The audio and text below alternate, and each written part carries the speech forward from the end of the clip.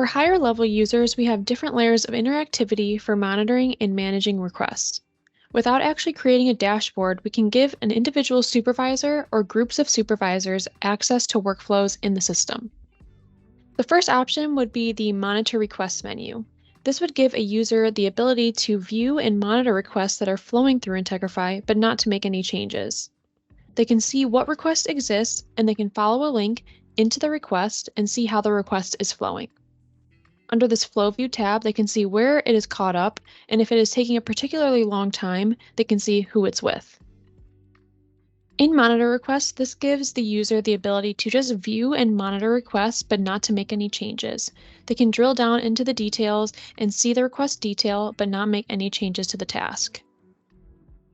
The next level up is called Manage Requests, and this is limited to your system administrators. For that reason is they have a bit more ability. You have not only the ability to look at every single request and how it's executing, but you can also intervene and make changes in these requests.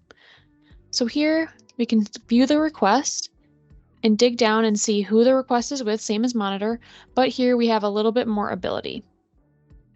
So you can see that we have had the new hire request form filled out, and now it's waiting on the recruiting manager to approve. But let's say the recruiting manager, for whatever reason, is absent from the office and won't be back for several days, and this is an urgent request that needs to be serviced soon. As a system administrator, I can do the following. I can go into the request and add another person into the task list so they can step in, someone with equal authority or maybe even greater authority who can act for the recruiting manager while that person is out. By hovering over the task and selecting Set Recipients, I can remove the current recipient and add a recipient for this time only. This would not affect the base process or any future processes, it would just be this specific task this one time. Once you've added the new recipient, you can press Close. There is also the ability, had the recruiting manager known they were going to be out of office, they could have set up a delegation in another part of Integrify, which is an out-of-office setting. This happens when a user's work will get handed off to someone else in an automatic fashion when they know that they're going to be out of the office.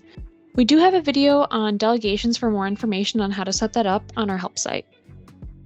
The other options that are available in managing requests are Reset Task. By resetting the task, you are setting the status of the task to initialized, which will lose any previous data that was completed for the task, and if there were recipients of the task, they would receive that open task again. The next option is Redo Task Completion. By selecting this, the task status will be captured as completed, and the data from that task will remain. You would use this option if you don't want to lose the previously captured data of the task, but you would like to re-trigger the subsequent tasks that start based on the task being completed. I showed you how to set new recipients, and you can also set change dates, which will allow you to change dates such as due date, timeout date, and reminder date. You can also select the time and the time zone. Administrators can also delete requests by selecting the box of the request they would like to remove and pressing the delete button. This action will perform a soft delete, removing the request from the user's reports and canceling any open tasks, but not at the database level. Managing and monitoring requests can be very helpful for manager and admin level users. If you need assistance setting up any of these permissions, contact your customer success team.